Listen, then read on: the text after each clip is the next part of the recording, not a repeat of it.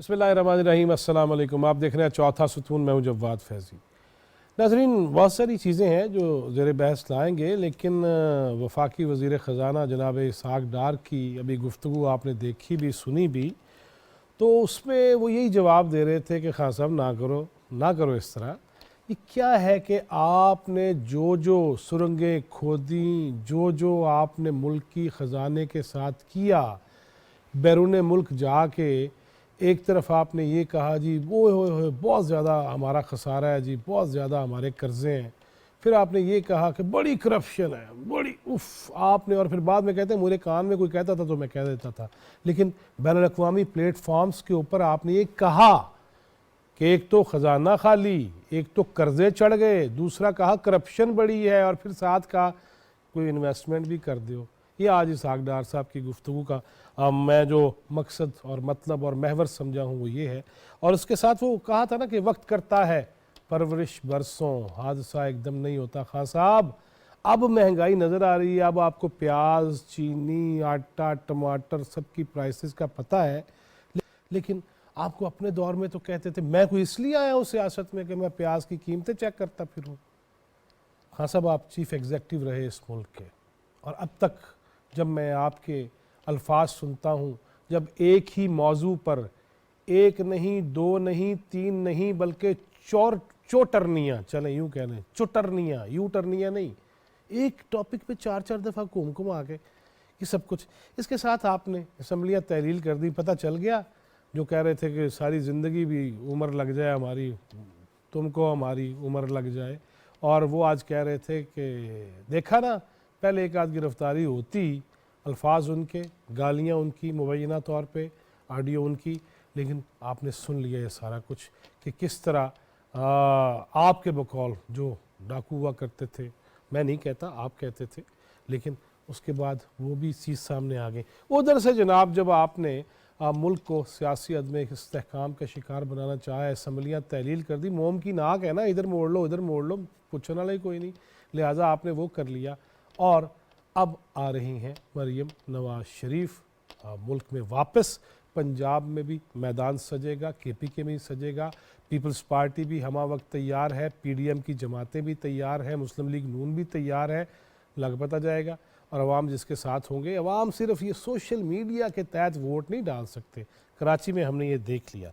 इसके साथ साथ बात तो ये होनी चाहिए थी कि जहाँ इतने अबतर हालात भी हों मुआशी तौर पे, वहाँ green line train, passenger train, उसका आगाज़ हुआ, इफ्तिताह हुआ, जनाब शहबाज शरीफ ने किया, और बातें तो उसकी होनी चाहिए थी कि ट्रेन में क्या क्या सहूलत है, कितनी देर में पहुंचेगी, किस किस स्टॉप पे रुकेगी, लोगों की ये बातें भी हो। लेकिन अफसोस, सद अफसोस कि सियासत को इतना परा गंदा करके, और आपने इल्ज़ामात की सियासत को इस कदर बुलंदी पे ले जाके, हालांकि वो तनज़्ज़ुली है बेसिकली, लेकिन बुलंदी पे ले जाके सारे टॉक शोज़ इसी पे ही लगे हुए हैं। और भाई ये बताओ, आवाम के मसाइल के भी कुछ हल हो रहे हैं, कब तक खुशखबरियाँ मिलेंगी, इस पर कोई बात नहीं हो रही। इसके साथ साथ जनाब शहबाज शरीफ, जनाब आसिफ अली ज़रदारी, जनाब मौलाना फजलुर रहमान और दीगर सियासी कायदीन वो भी मिल रहे हैं कि इस मुल्क के मसाइल को हल कैसे किया जाए और इसका तदारुक कैसे हो। जो अफरीत और ये जो हमारी गर्दनों में लपेटे गए हैं मुआशी फंदे, इससे निकलना कैसे है, और सियासत के अंदर जिस कदर दुश्नाम तराजियाँ, एक दूसरे को गलत नामों से पुकारना, अलामान अलहफिज़, इसी पे बात करेंगे। मेरे साथ स्टूडियोज़ में तशरीफ़ रखते हैं सीनियर जर्नलिस्ट जनाब कसवर क्लासरा, बहुत आपके तशरीफ़ लाने का। और हमारे साथ हैं जनाब सेनेटर राना मकबूल अहमद, किसी तारुफ के मोहताज नहीं, पाकिस्तान मुस्लिम लीग नून से ताल्लुक़, बहुत शुक्रिया राना साहब आपके वक्त का। और जनाब अहमद ख़ान कुंडी, पीपल्स पार्टी के मरकज़ी रहनुमा है, और ये जो असम्बली तहलील हुई है KPK की, उसके रुकन भी थे और अब भी मैदान में हैं।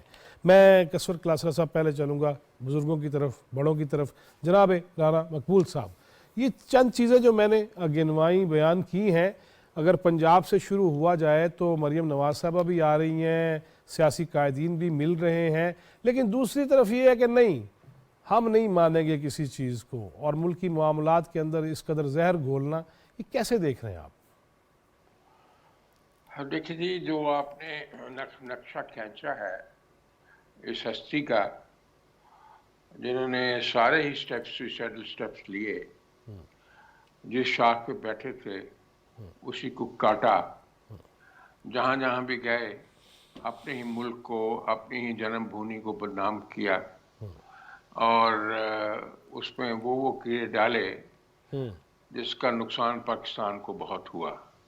अगर अपने मुल्क को जाके ये कहें जो ये कहते रहे हैं और फिर अपनी शख्सियत का वो नक्शा पेश करें जो उन्होंने अमेरिका ह्यूस्टन में तकरीर करते हुए कहा था कि मैं जब जाऊंगा तो इनके बिस्तर खींच लूंगा, इनके एसी खींच लूंगा अपने मुखालफिन के, तो क्या पैगाम वहां जाके दिया कि हम इतने कल्चर्ड हैं या हम बारबेरियंस हैं?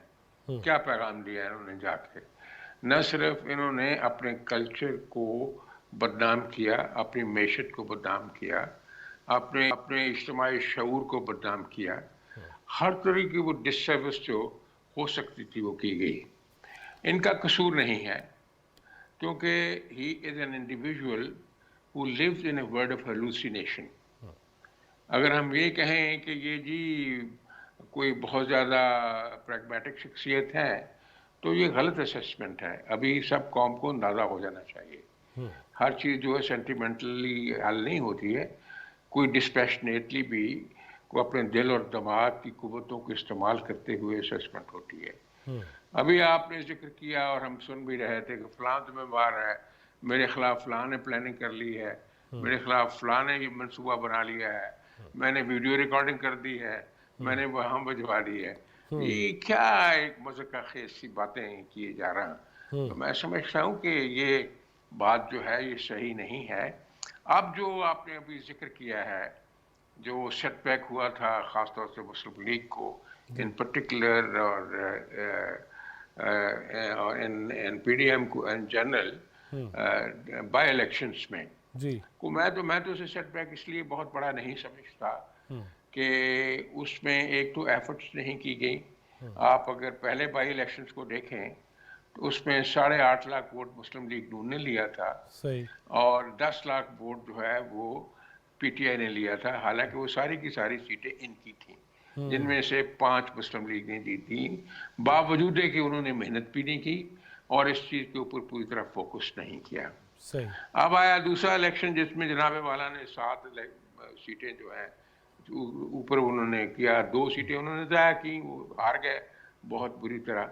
लेकिन अगर आप देखें कि जो जो फिगर्स हैं इलेक्शन के, हालांकि वहाँ में ये शिजरा का आप ले लें, शिजरा शिजरा मनसब जो मनसब हैं या अब अकेली खातून थी और उनके मुकाबले में कैंडिडेट जो सपोर्ट कर रहे थे इमरान खान को, वो बड़े जबरदस्त किस्म के बंदे हैं, ब्रिगेडियर इजाज साहब।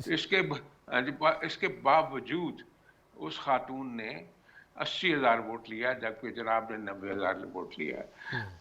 मेरी असेसमेंट ये और सभी की है कि अगर मुस्लिम लीग जो है वहाँ कुछ मेहनत करती तो 5,500 वोट मजीद लेना मुश्किल नहीं था, तो इमरान खान साहब यहाँ भी हार जाते।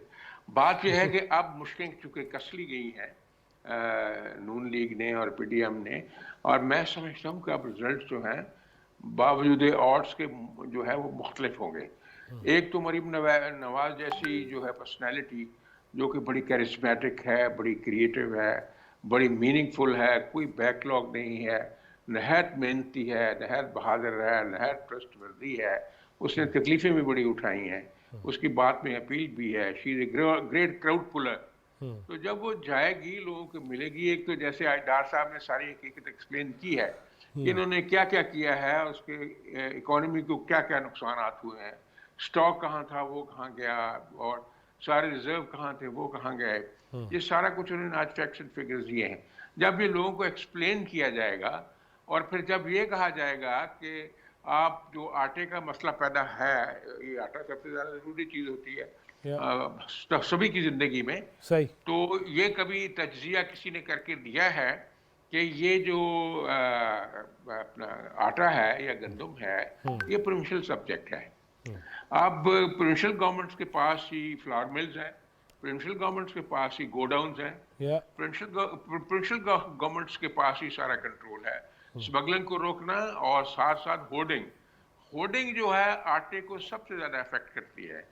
कभी आपने देखा है कि ये केपीके या पंजाब में कोई ऐसा रेड कहीं किया गया हो जहां से हम लोग तो, हमारे जमाने में तो जब मेहनत होती थी होर्डिंग को खत्म करने के लिए, तो मिलियंस ऑफ टन्स गंदम रिकवर होती थी जो कि मार्केट में आती थी। ये एग्जैक्टली हमेशा से या होता रहा है कि बिल्कुल ठीक। गंदम को, वो गंदम को स्टोर करते हैं जो होर्डर्स हैं, और ये जखीरा अंदोज हैं, और फिर बहुत महंगी बेचते हैं वो सर्दियों, यानी कि कोई मैनेजमेंट नहीं है और कोई जो है उसमें इम्प्लीमेंट है, कोई इन्फोर्समेंट नहीं है। जब मरियम जाके ये समझाएगी अवामन नास को कि आपके साथ ये हुआ है और इसने किया है, और उसकी बात को लोग सच मानते हैं, आप देखेंगे कि इसके नतायज क्या निकलते हैं सही और फिजा कैसे बदलती है। सही और अल्लाह के फल से चूंकि मरियम के वालिद ने जो कहा वो करके दिखाया, उसने इस मुल्क को ऐटमी ताकत बनाया, उस मुल्क ने मार्शल, उस बंदे ने इस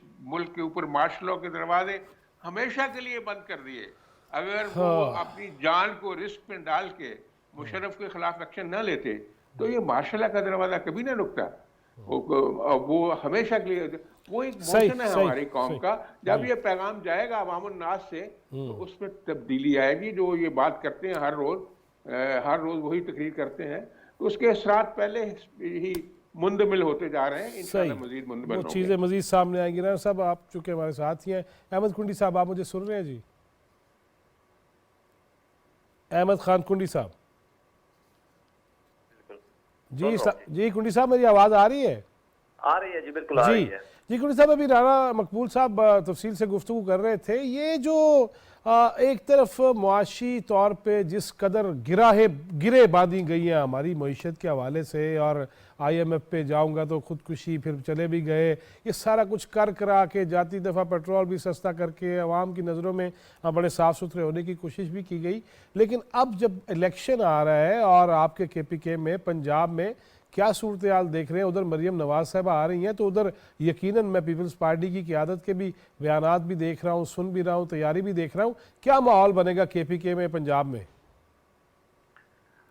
बिल्कुल आपकी बात सही है। जो मतलब अभी खैबर पख्तूनख्वा में और पंजाब की सूबाई असम्बलियों की तहलील के बाद 90 दिन में कॉन्स्टिट्यूशनली इलेक्शन हो जाने चाहिए, और जिस पे इलेक्शन कमीशन ऑफ पाकिस्तान ने बाकायदा अपना लेटर लिख दिया है, और मैं भी अपनी जाती तौर पे और हमारी पार्टी चाहती है, और हम खुद इलेक्शन के लिए, सूबाई इलेक्शन के लिए भरपूर तरीके से तैयारी में हैं। हमारे पार्लिमानी बोर्ड्स तश्कील दिए जा चुके हैं और उसके लिए हम अपनी तैयारी कर रहे हैं, और हमें पूरा यकीन है जो इंशाअल्लाह ताला पाकिस्तान पीपल्स पार्टी, उसकी इत्तेहादी जमातें खैबर पख्तूनख्वा में, क्योंकि खैबर पख्तूनख्वा वाहिद सूबा है जहाँ पे इनकी 2/3 की अक्सरियत रही है पिछले 4.5 साल, और 9.5 साल इन्होंने पाकिस्तान तहरीक इंसाफ ने यहाँ पे हुकूमत की है। लेकिन हालत आज अगर आप देख लें तो अवाम के पास आज खाने को आटा नहीं है। हम जिन प्रोग्रामों पे भी जा रहे हैं वहां पे हमारे आगे मुतालबा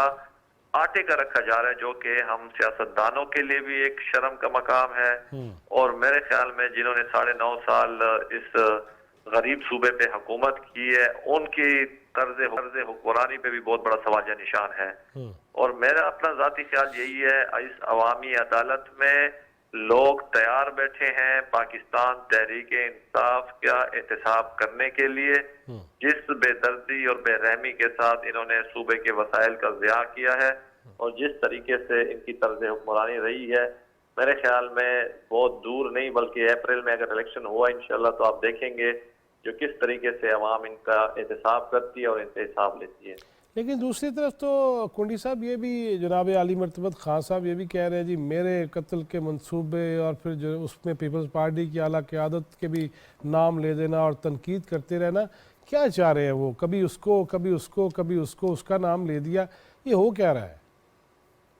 बड़ी बदकिस्मती के साथ कहना पड़ता है जो चेयरमैन तहरीक इंसाफ के आप पिछला ट्रैक रिकॉर्ड उठा के देख लें तो मेरे ख्याल में उनकी किस बात को आप संजीदा लेंगे, किस बात को के ऊपर आप यकीन करेंगे? हर बात हर मोड़ पे उसमें इतनी गैर संजीदगी का आंसर और इतनी मतलब अपने बात से बात में फिर जाना, मेरे ख्याल में अब तो ये एक रूटीन मैटर बन चुका है। मेरे ख्याल में इस बात को इतना सीरियस लेने की जरूरत भी नहीं है, क्योंकि उनकी गैर संजीदगी का आंसर और हर बात पे यू टर्न ले लेना वो इनका शेवा बन चुका है।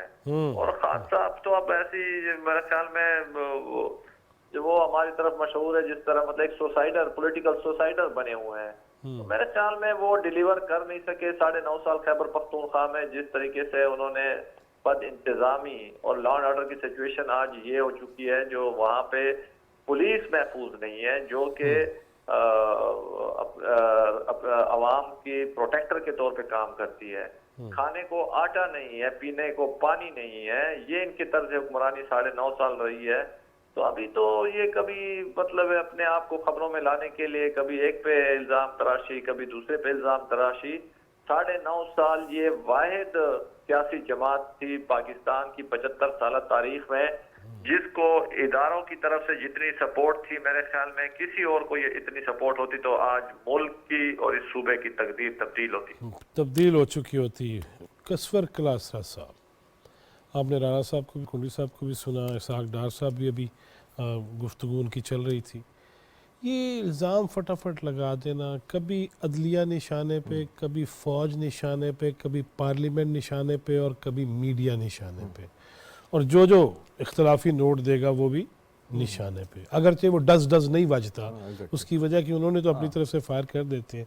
ये कैसे देख रहे हैं आप? ये अहमद साहब ने, कुंदी साहब ने एक बड़ी खूबसूरत बात की है, उसका उन्होंने मेरा ख्याल एक जवाब दे दिया जो अभी आपने सवाल किया है कि आपने मीडिया में इन रहना है।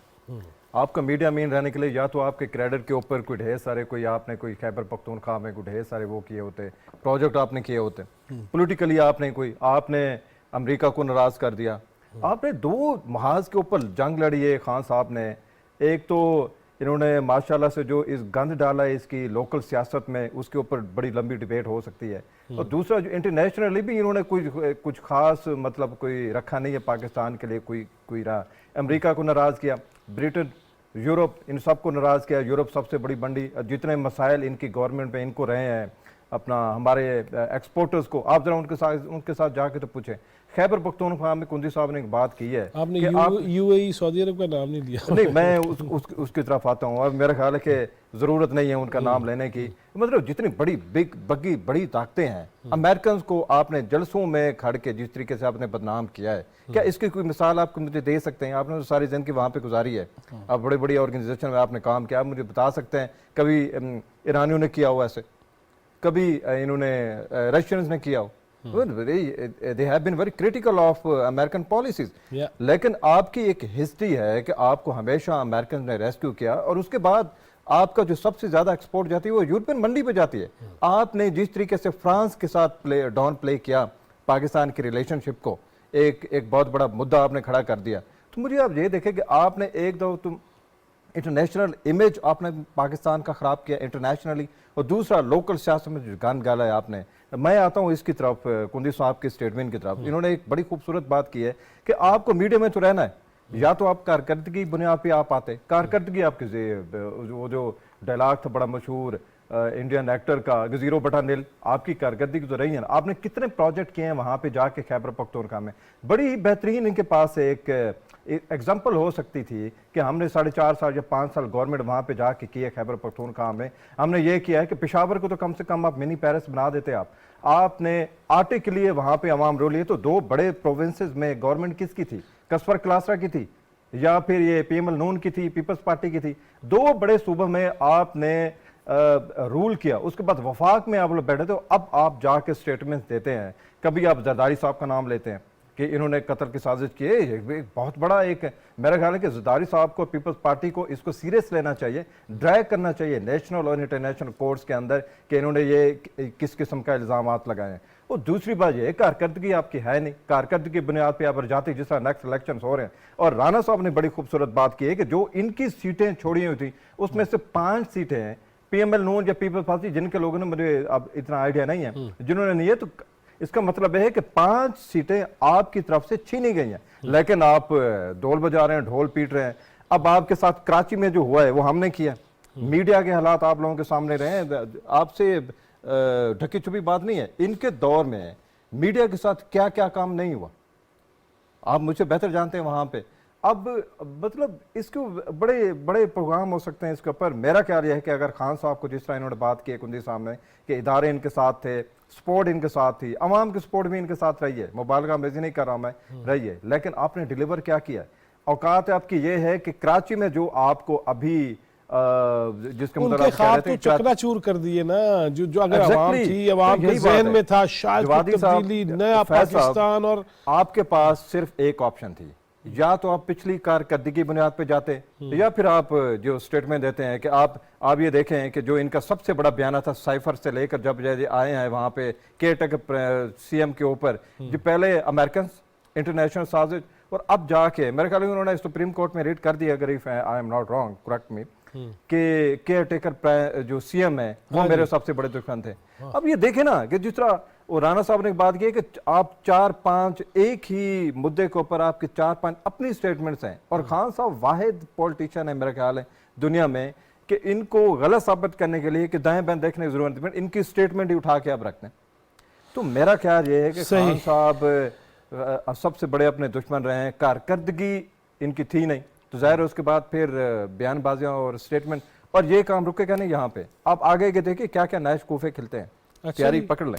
जी राणा साहब, कसर क्लासरा साहब कह रहे हैं नए नए शगुफे, लेकिन ये जो मोहसिन नकवी साहब की वजारत आला के हवाले से चैलेंज करने की बातें, फिर ये भी नहीं चाहिए वो भी नहीं चाहिए, फिर फवाद चौधरी साहब की गिरफ्तारी पे इसको इंतकामी सियासत कह देना, अगरचे उस पर बहुत सारे जवाब आ गए, लेकिन जब दिल करे इदारों के खिलाफ बात कर ली जाए, और अगर कोई पकड़ में आए, कानून के दायरे में आए, तो उसे इंतकामी सियासत क्यों कहा जाता है? जी देखिए, ये तो एक प्रोपेगेंडा है, जैसे अभी दोस्तों ने कहा है, कुंदी साहब ने कहा है, क्लासरा साहब ने कहा है कि ये कोई ना कोई ड्रामेटाइज करते हैं, एक तो लाइमलाइट में रहने के लिए, दूसरा ये है कि सच को झूठ और झूठ को सच बनाने के लिए। सच तो खैर इनके करीब से नहीं गुजरा।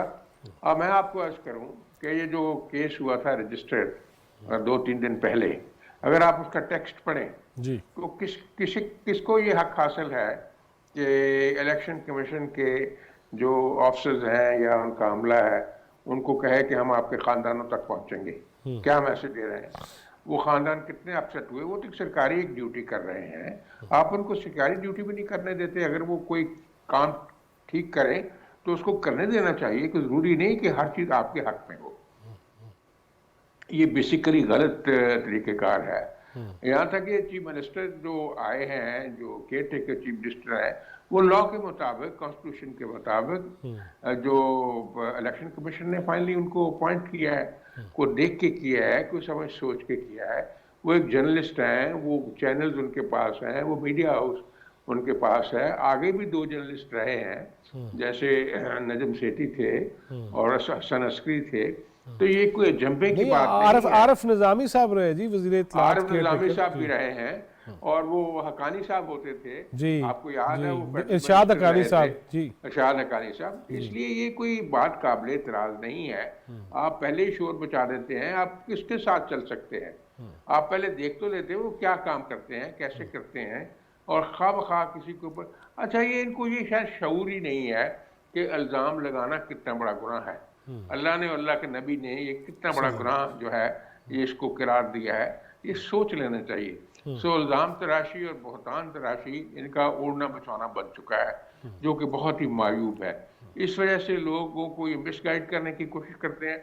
मैं समझता हूँ अपने आप को भी मिसगाइड कर रहे हैं। आज नहीं तो कल अपने आप सामने, तो पब्लिक के सामने जवाब देना पड़ेगा, लेकिन अल्लाह के सामने भी जवाब देना है। जब पूछा गया कि मैंने तुम्हें इख्तियार भी दिया था, तुम्हें पावर भी दी थी, इसलिए दिए थे कि सुबह शाम झूठ बोलो, इसका क्या जवाब होगा? क्या कह सकता है कि सुबह शाम सच बोला गया है? इसलिए अपने अमाल का एनालिसिस इनको करना चाहिए, और लोगों के साथ ये जुल्म ना करें। इतना सेल्फिश नहीं होना चाहिए बंदे को हर मामले में। अगर आप लोगों की खिदमत करना चाहते हैं तो इंतजार करें, इलेक्शन का इंतजार करें। अगर आपकी बेहतर परफॉर्मेंस आप समझते हैं, शायद लोग तो नहीं समझते होगी, तो लोग आपको वोट दे देंगे, आप इलेक्ट हो जाए, फिर हुकूमत कर लें। लेकिन आप जो जबरदस्ती करते हैं ना, और हर जगह आप बुलडोज करने की कोशिश करते हैं, और फिर आपने हर अमल को गुनाह की शक्ल दे देते हैं, ये नामुनासिब है।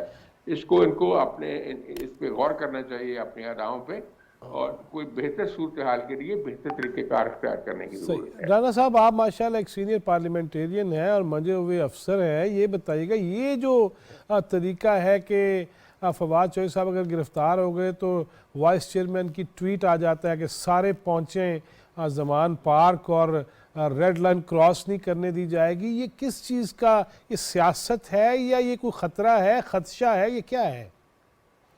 ये देखिए जी, एक तो गिल्ट है, सेंस ऑफ गिल्ट, जो कि प्रिडोमिनेंट सेंस ऑफ गिल्ट है।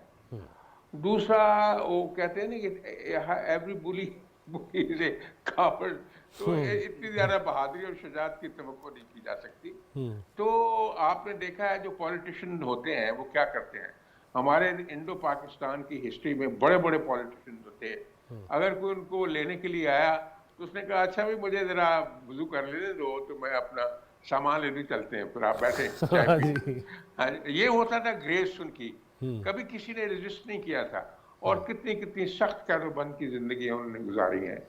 आप देख लें मौलाना मोहम्मद अली और वो जो थे शौकत अली और शोरिश कश्मीरी और हसद मोहानी और जो थे अपने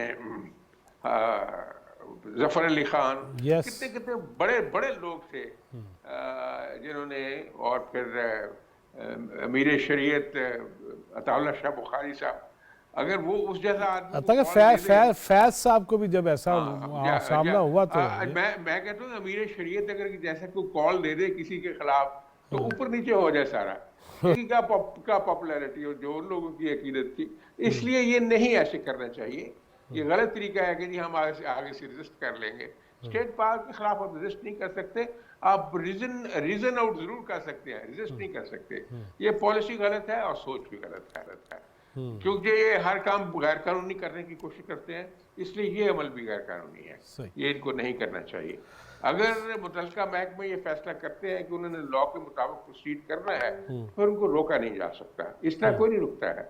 इसलिए ये सारे के सारे मामला जो स्टेप्स हैं ये गलत डायरेक्शन में हैं, सही, और ये काउंटर प्रोडक्टिव है। सही।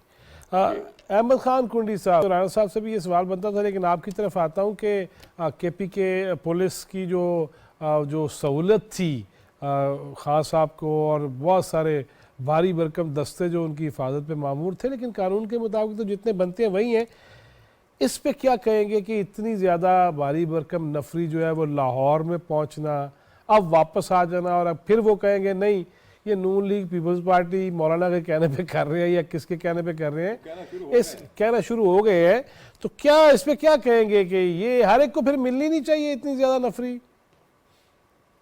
देखिए, सबसे पहले तो एक बात आपके नोटिस में जरूर लाना चाहता हूं, जो खैबर पख्तूनख्वा जो कि बिल्कुल ही बॉर्डरिंग सूबा फेडरेटिंग यूनिट है पाकिस्तान का, जो कि अफगानिस्तान के बिल्कुल फ्रंट लाइन बॉर्डर पे है, यहाँ पे लॉ एंड ऑर्डर की जो सूरत हाल है वो खासकर पुलिस यहाँ पे पिछले 3-4 महीनों से बिल्कुल टारगेट पे है बहुत ज्यादा, और कई वाकयात हो चुके हैं जिसमें हमारे पुलिस के जवान शहीद हुए हैं जी। और हमारे प्रोविंस में लॉ एंड ऑर्डर में पुलिस पहले ही मतलब जिस तरीके से फेस कर रही है वो सबके सामने है, और मेरे ख्याल में इतनी बड़ी भारी नफरी का तैनात होना वहाँ पे कोई गैर जरूरी सा लगता है।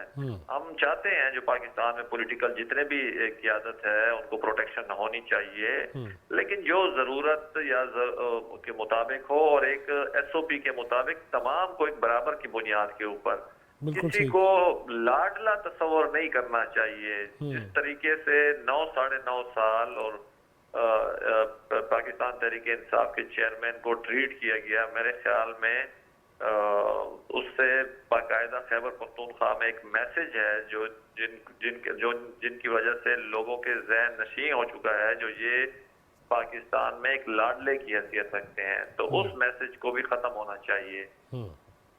सही। कसर क्लासरा साहब, चले आप भी, ये जो सारी बातें इल्ज़ाम लगा देना, यार मैं जर्नलिस्ट हूँ, मेरे साथ एक वाक़या हुआ है, मैं अभी भी जा रहा हूँ कि यार देखो मेरे साथ कुछ ज़्यादती हुई है तो उसका कुछ ज़रा उपाक करो, कुछ तदारुक करो, लेकिन इधर जो है सैकड़ों लोग लगा दिए, और पंजाब में हुकूमत भी अपनी ही थी इधर भी, तो वहाँ से बुलाना, फिर आप लाहौर में तशरीफ़ फरमा है एक अरसे से, यहाँ पे बनी गाला पे, ये रियासत मदीना का तस्वर यही बनता है। देखिए, रियासत मदीना को हम थोड़ी देर के लिए एक साइड पे करते हैं, रियासत को रियासत समझ के हम बात करते हैं। कुंदी साहब की बात से मैं इतफाक़ करूंगा कि जिस तरीके से 4-5 महीने में जो वहाँ पे वाक़यात हुए, सवात के अंदर TTP का दोबारा वापस आना, टेररिज्म के वाक़यात का बढ़ना वहाँ पे, उसके बाद हमारी जो एक अफ़गानिस्तान के साथ जो एक बॉर्डर है वो बड़ा एक्टिव हुआ है। तो मेरे ख्याल में होना ये चाहिए था कि अगर वहाँ पे कुछ सेंसिबल आदमी अगर वहाँ पे रूल कर रहे होते, खान साहब की एक बनती थी कि आप सबसे पहले वहाँ पे लॉ इन्फोर्समेंट एजेंसीज को कोई रिफ्रेशर कोर्सेज करवाएं।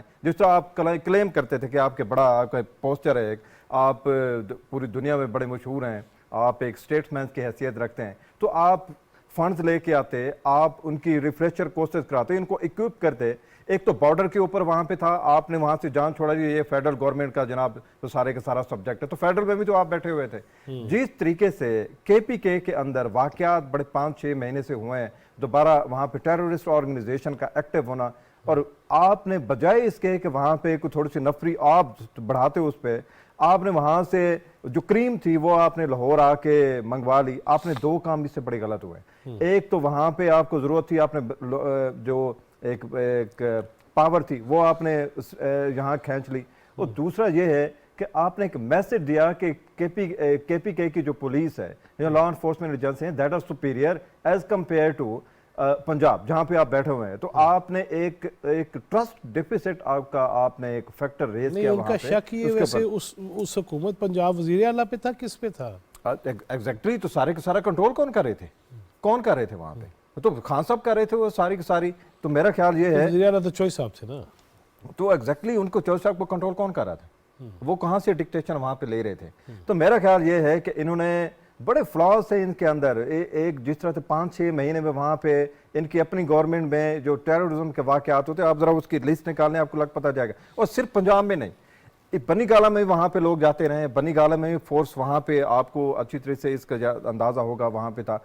खान साहब ने कोई कसर वैसे नहीं छोड़ी सूबों की लॉ एनफोर्समेंट को सामने लेके आने में, और दूसरा एक सूबे को प्रायोरिटी दे के दूसरे सूबे को डिग्रेड करने में। और वफाक में ये मौजूद थे, वफाक में ज़्यादा इनका पंदा था, तो इन्होंने कोई काफ़ी कोई खिचड़ी बनाई है। मेरा ख्याल ये है कि खान साहब ने एक पॉलिटिकल इमेच्योरिटी का मुजाहरा किया है, और जिसका खमियाजा हम सारे अभी भुगत रहे हैं। राना साहब, मैं इसी सवाल के साथ आपकी तरफ आता हूँ कि ये जो पंजाब में आप हों और KPK से पुलिस आए, आपकी हिफाजत पे मामूर हो, ये जिस तरह कसवर क्लासरा साहब कह रहे हैं कि ये क्या है, एक सूबे की पुलिस पे, उसकी इंतज़ामिया पे, और ख़ास तौर पे चीफ एग्जेक्टिव जो हैं, जो अपने ही बनाए हुए हों, उन पे ये अदम अतमाद है। और फिर जब आप लाहौर में हों और बनी गाला पे जो है वो सैकड़ों लोग लगा रखना, ये वैसे कहाँ का इंसाफ है?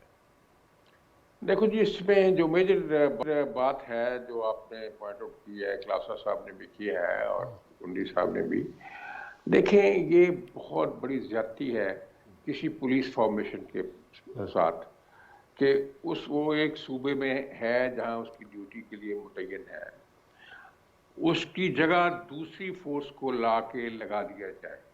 It means you are insulting the command of that province, you are insulting the rank and file of that province. ये चीज़ों का शऊर होना चाहिए कि अगर आप किसी रेजिमेंटल फोर्स की कमांड को और अंडर कमांड को इंसल्ट करेंगे तो उसके क्या नतीजे निकलेंगे। कानूनी तौर पे भी गलत है, रूल्स के मुताबिक भी गलत है। इसके ऊपर तो मैं समझता हूँ प्रोसिक्यूशन हो सकती है। ये कानून को वायलेट इस तरह ब्लैटेंटली करना बहुत ज़्यादा ज्यादती है।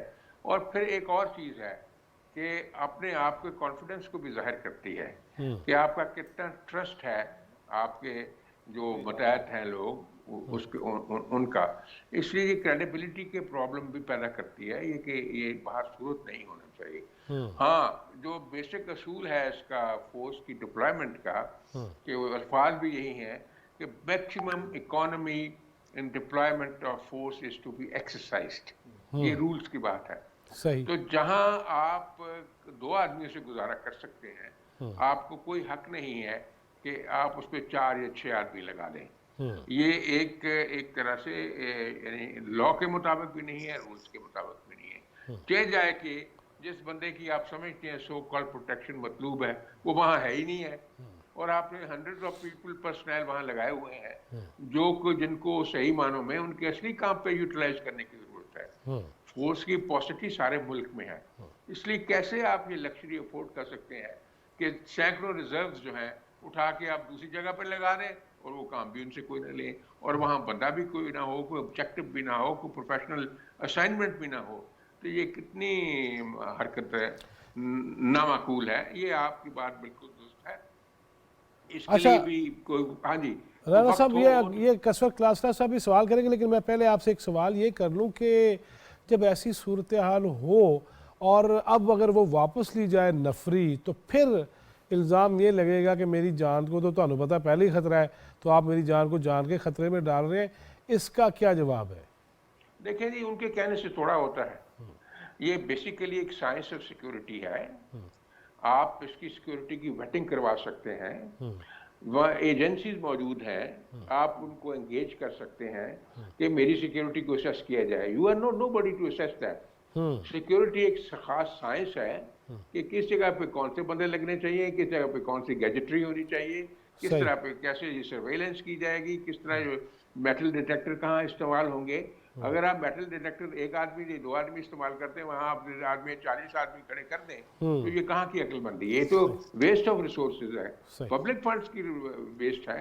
इसलिए कहने से नहीं को फर्क पड़ता। There has to be an expert analysis and expert opinion. जी, आप प्राइवेट सिक्योरिटी एनालिसिस एजेंसीज भी मिलती हैं, वो बहुत अमीर आदमी है खुद भी, अगर अपने पल्ले से भी फॉर द चेंज खर्च कर ले तो वो सिक्योरिटी एजेंसी को बुला के उसका एनालिसिस करा सकते हैं और गवर्नमेंट को सबमिट कर सकते हैं अपनी रिकमेंडेशन जो है।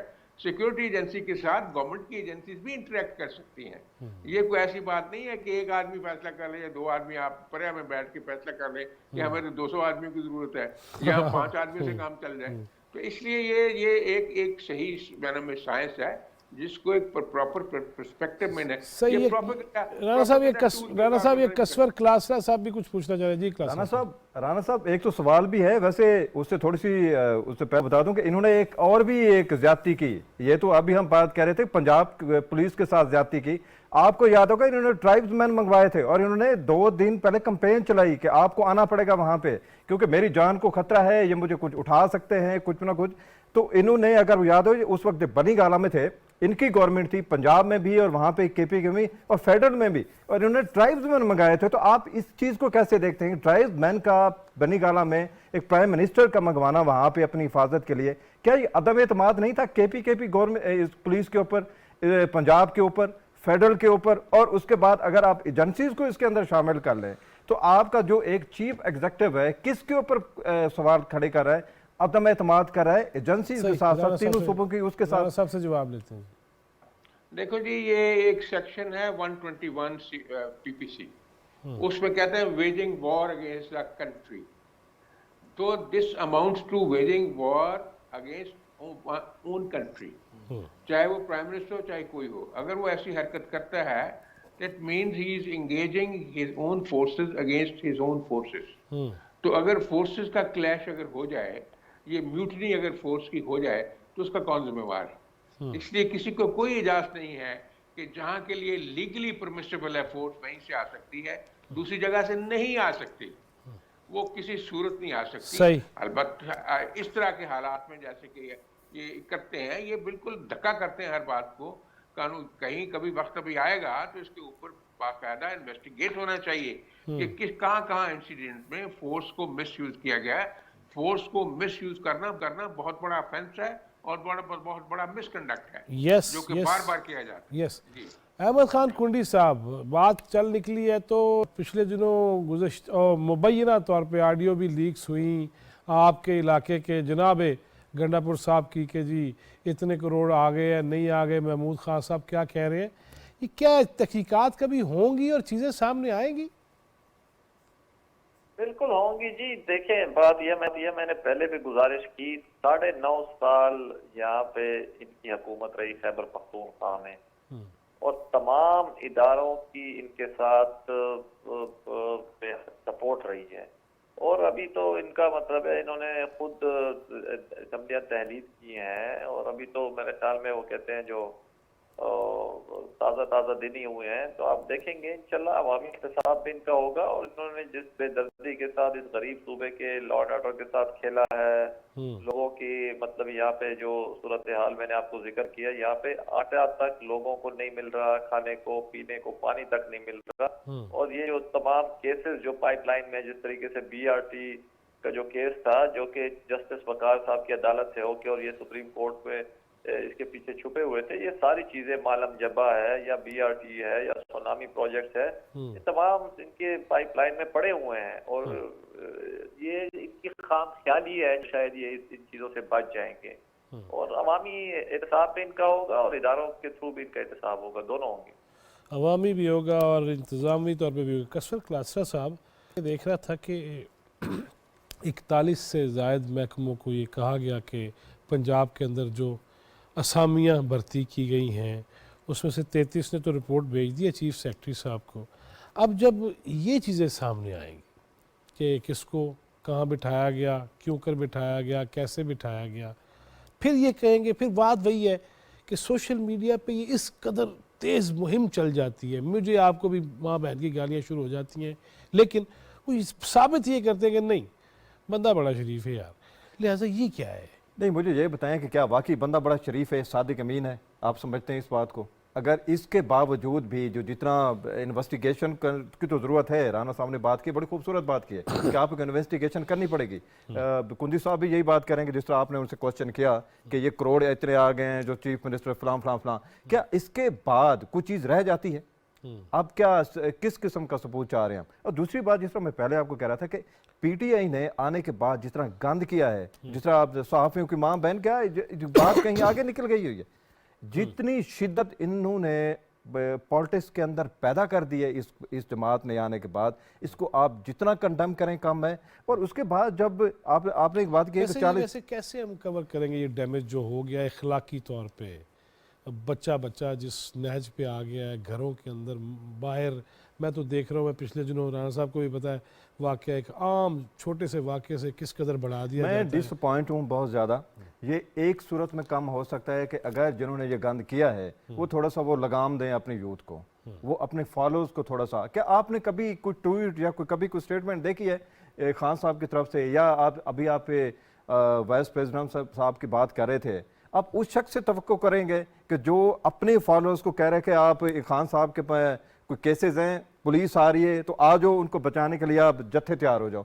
क्या आप इन लीडर से तवक्को करेंगे कि ये अपनी फॉलोअर्स को? थे, याद है हम यहीं पे बैठे होते थे जब पहले, जब कील लगाए गए थे डंडों के आगे, जब यहाँ कफन लहराए गए थे। मैं वही तो कह रहा हूँ कि इनके जो लीडर्स हैं जिनसे तवक्को थी कि ये थोड़ा सा माहौल बनाएंगे, थोड़ी सी कोई एजुकेट करेंगे अपने फॉलोअर्स को, जब वही इनको कह रहे हैं कि आए स्टेट के सामने खड़े हो जाए।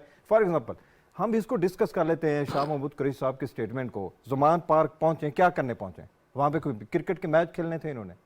वहां पे क्या करना था? आपका क्या ख्याल है कि जब ये अपने फॉलोअर्स को बता रहे थे कि इस वक्त 3 बजे अजहर साहब कह रहे हैं, नहीं सुने, ये बड़ी सीरियस बात है कि आप इनकी थोड़ी सी स्कैनिंग तो करें, थोड़ा सा इसका तजिया करें कि क्यों बुला रहे थे रात को 3 बजे, क्या क्या खतरा था उनको और किसके खिलाफ बुलाते हैं? फॉर एग्जाम्पल अगर वहां पे पुलिस जाती है, जिस तरह एक डायरेक्टिव अगर आ जाते हैं चीफ मिनिस्टर की तरफ से, खान साहब को पकड़ना है, तो किसके खिलाफ आ रहे थे? वो कसर साहब, चूंकि वक्त खत्म हो गया, फिर नेक्स्ट टाइम बात करें किसके खिलाफ, इसी सवाल से जाएंगे। बहुत शुक्रिया राना मकबूल साहब आपका, अहमद खान कुंडी साहब आपका, और कसर class, thank you very much.